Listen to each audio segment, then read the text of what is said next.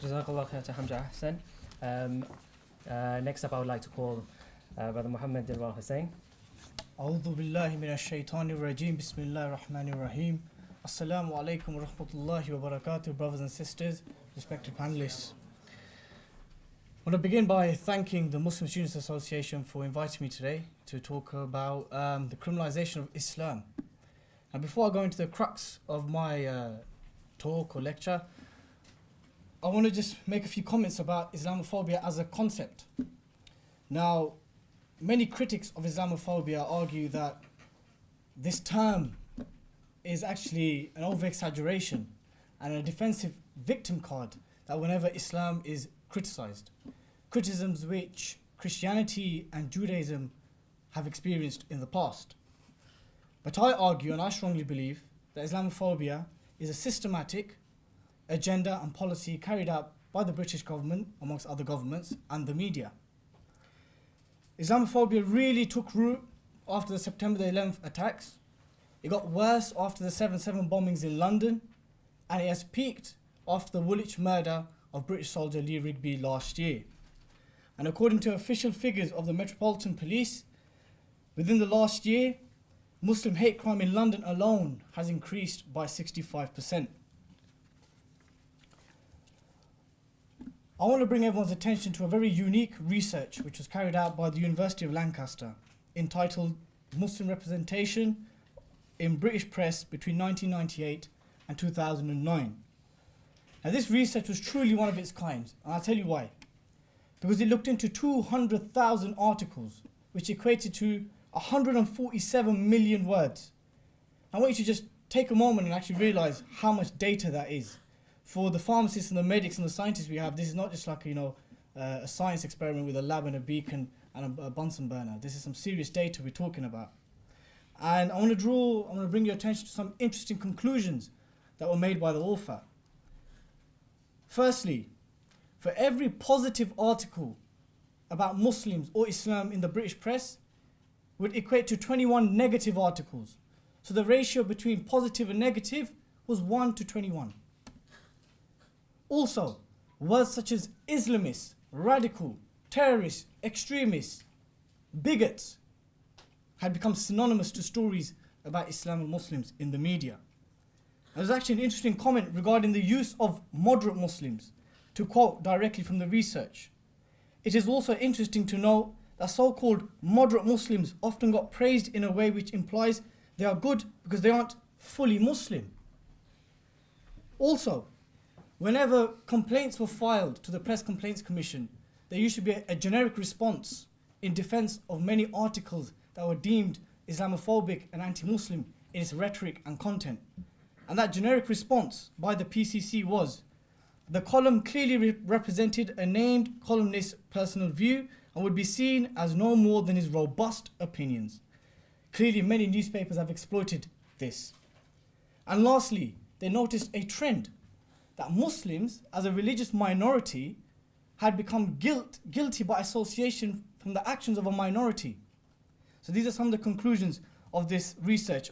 Jot it down. It's Muslim Representation in the British Press by the University of Lancaster. Now, this obviously covered news articles from 1998 to 2009. So I'm going to just go over some stories that came after 2009, and they're not in chronological order. Who remembers Richard Littlejohn's article, Jolly Jihadi Boys Outing to Legoland? Come on, everyone must remember that one, yeah? This is the kind of article you expect in Nazi Germany. The hatred, and the language that was used in reference to Muslim women, to Muslim speakers, to the wudu, the ablution before prayer. It was atrocious. And what was the subsequent result of this article? An innocent family outing organised by a Muslim organisation was cancelled as a result of fear from a violent backlash from far-right groups. Then, of course, there was the halal meat scandal, when the British press went up in arms because Pizza Express didn't declare that its chicken was halal.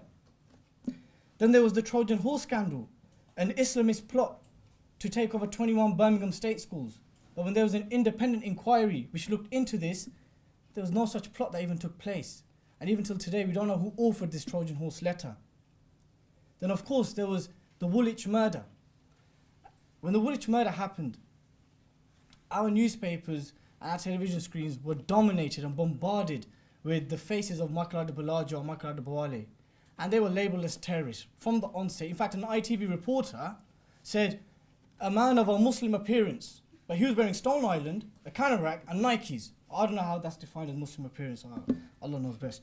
But anyway, for days and months on end, we heard about this case. Now compare the coverage of the Woolwich murder to that of the murder of Muhammad Salim, an 82-year-old man who was stabbed to death on his way back from the mosque. And who was his killer? Pavlo Lapshine. Pavlo Lapshine had extreme far-right views. He hated Muslims, he hated brown people. He planted 3 bombs in 3 West Midland mosques. One of them actually went off in Tipton. Thank God he actually got the time for the Jummah Salah wrong. Can you imagine if his crimes were successfully executed? How many people could have died? Yet the media coverage was totally disproportionate.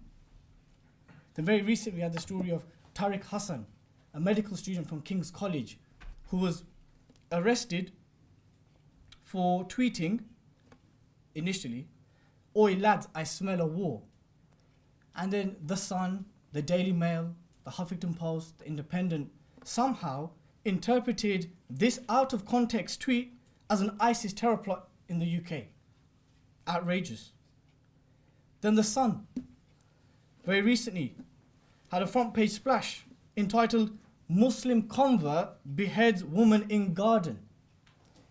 Now, according to the Editor's Code of Practice, Article 12, an individual's religion cannot be mentioned unless it has a direct relevance to the story. This headline doesn't even have an indirect relevance to the story, right? And then it came out afterwards that the perpetrator was mentally unwell.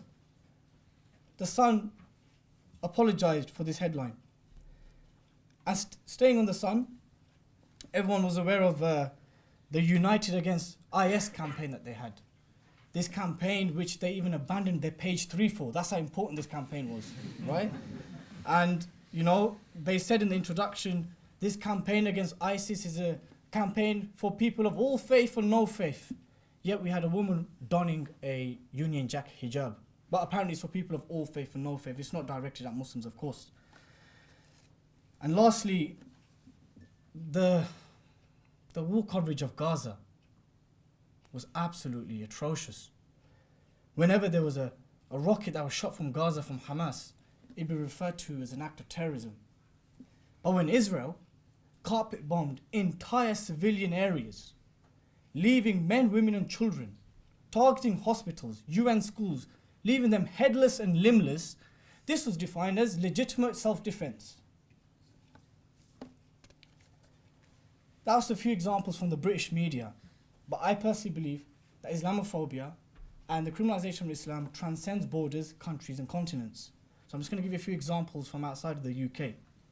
In France, very regularly we hear about Muslim women being attacked. Muslim women who are fined for wearing their niqab and their hijab. We heard about the story of a Muslim woman, pregnant. She was beaten in broad daylight, kicked until she had a miscarriage. We regularly hear about Muslim women who are demonized and referred to as barbaric, medieval, for insisting on wearing the hijab and the niqab. In the US, last year, we had the Boston bombings. And there was a strong emphasis on the fact that these boys, they were 2 brothers, that they were Chechen, and that they became more Islamic towards the build-up to the attacks. But compare that to pretty much annually, whenever we hear about a random shooting in a US school, mindless, heartless, cold-blooded, but we never hear about their ideological leaning, how many times they attended Sunday school or church. Never hear that. Similarly, when the Ottawa shootings took place, there was a strong emphasis and focus on the fact that the 2 men were Muslim converts, totally ignoring that the main perpetrator who shot the Canadian soldier had a long history of run-ins with the police for drug abuse, for drug possession, for armed robbery, for violent assault. And one of his employers actually described as this man was seriously mentally unwell. But all these factors are ignored, and rather there's a concentration on the fact that the perpetrators were Muslim or Muslim converts. In Australia, the whole ISIS crisis has been fanned and fueled to such a degree from the rhetoric from the politicians to the non-stop media fear-mongering, scaremongering, that there is now legislation that's going to go through the Australian government to ban certain verses from the Quran pertaining to jihad and governance, and even from the seerah. So you know those stories that we were brought up with, the Battle of Badr, the Battle of Uhud, the Battle of Khandaq, the Battle of Mu'tah, those great stories about the Prophet and the companions, may Allah be pleased with them, they're going to be banned. They're going to be banned from being preached in public because it equated to propagation of terrorism. Just think about that for a moment. And lastly, in China. In China, forgive me, I can't actually, I don't know if I pronounced it wrong, but my wife told me that I can't pronounce it, but Ergu Muslims, someone can correct me if I said it right or not, but the Ergu Muslims from Xinjiang, they've been living in China for longer than 1,000 years. In fact, there was a Sahaba called Thabit bin Qais from the Ansar, who's buried there. And they've been living there for 1,000 years plus. They're not allowed to fast during Ramadan. The women are not allowed to wear hijab or niqab. The men are not allowed to have beards. This is law. This is legislation in Xinjiang, right? And very regularly we hear in the Chinese press that these Muslims from Xinjiang are separatists. They're radicals. They don't want to be a part of Chinese society. Now I've given you quite a few examples of the criminalization of Islam in the media, not only in Britain but outside of the UK. Many of you may be wondering, well, why is this the case?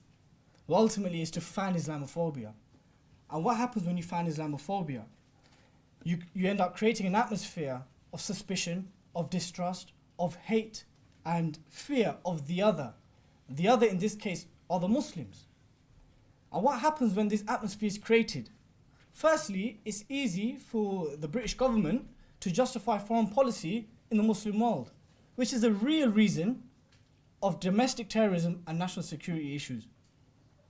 Domestically, by creating this atmosphere, they can pass anti-terror legislation. Many of these policies which actually contradict and breach the Human Rights Act of 1998, which the Tories are currently trying to scrap. But ultimately this campaign, this systematic, organized campaign by the government and the media is to discredit Islam as a way of life and a comprehensive system for mankind. And why is this? This is because after the downfall and the end of communism, there was no other ideological opposition besides Islam. Now many of you will hear political Islam or Islamism or whatever you want to name it, but Islam, since the downfall of communism, is the only ideological threat, the only ideological obstacle and opposition to Western capitalism. So what are the solutions? What solutions can I possibly give you guys as young students? Well, firstly, we need more bloggers, more writers, more speakers, more analysts, more academics, more representatives. Whatever your field of expertise is, utilize any opportunity to convey the message of Islam in a holistic, in a comprehensive, in a positive manner. Also, we must support our Muslim media outlets, support them financially, support them by sharing their work, but on condition that you feel that they truly represent your views and that they're presenting Islam in the manner in which it should be.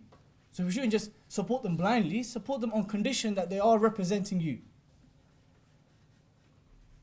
And lastly, do not hesitate or think twice to mount pressure on the PCC, the Press Complaints Commission, and Ofcom, whenever you read or view a news article or a news package which you deem to be hate speech, anti-Muslim or Islamophobic.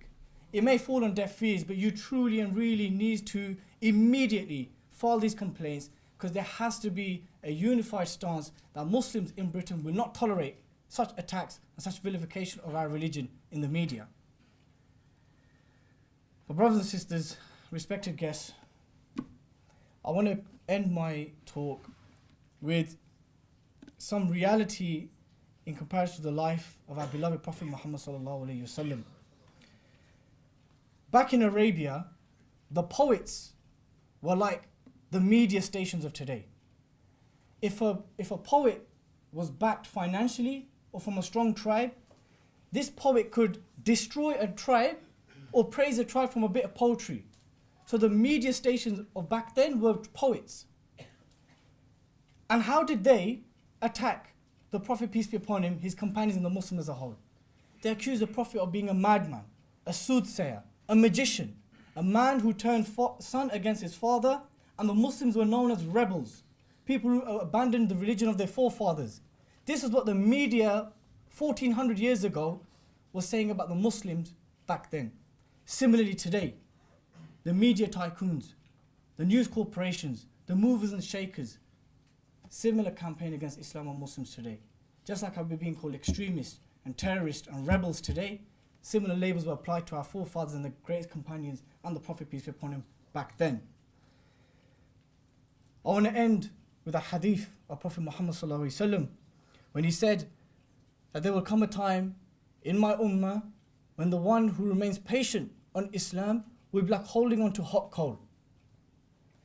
I don't want to insult anyone's intelligence here today. Everyone here is much smarter than me, I'm sure you are, inshallah. But I'm not even going to entertain the discussion. I'm not even going to entertain the idea that Islamophobia does not exist or is over-exaggerated. Or the fact that the criminalization of Islam and Muslims is just, it's a myth, it's a conspiracy. No, it very much exists. For some of the reasons that Brother Abdullah Andalusi mentioned in his talk. And it's an interesting analogy that Prophet ﷺ used about hot coal. Who can hold hot coal? No one can. It's going to be painful. It's difficult. So it's very interesting that Prophet ﷺ referred to, made an analogy in reference to hot coal.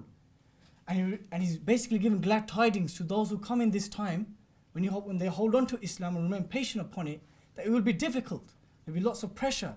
It will be hard. There may be some pain involved. But we must remain steadfast. We must remain uncompromising. But at the same time, to convey the message of Islam in a positive, in a comprehensive, in a holistic manner.